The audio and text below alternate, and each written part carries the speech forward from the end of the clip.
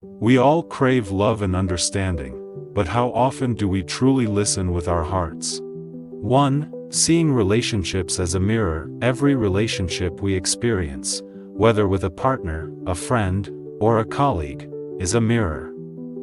It reflects the state of our inner world. When someone's words trigger anger, jealousy, or hurt, it's easy to point outward and say, "They made me feel this way."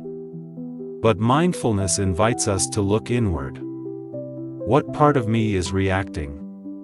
What wound is being touched? In Buddhist psychology, relationships are sacred fields of practice, opportunities to cultivate patience, compassion, and deep understanding. Instead of reacting, mindfulness helps us pause.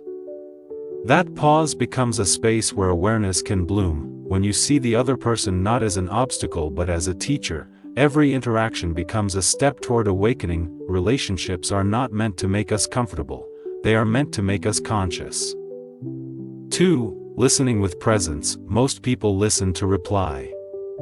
Few listen to understand. Mindfulness transforms listening into an act of love. When you give someone your full attention, without planning your response or judging their words, you are offering them a rare gift. Presence. Presence says, "I see you. I hear you. You matter." Thich Nhat Hanh taught that deep listening and mindful speech can bring healing to any relationship. When we speak with compassion and listen without defense, communication becomes a bridge, not a battlefield. Next time someone speaks to you, try this: breathe. Feel your body. Let your heart open. Listen not just with your ears, but with your whole being. This is how mindfulness turns conversation into connection. 3. Speaking with compassion. Voice over script. Words can heal, or they can wound. Mindful communication begins when we pause before speaking and ask, is it true? Is it kind? Is it necessary? Buddhism calls this right speech. One of the Noble Eightfold Path. It encourages honesty without harm, truth without cruelty, clarity without ego.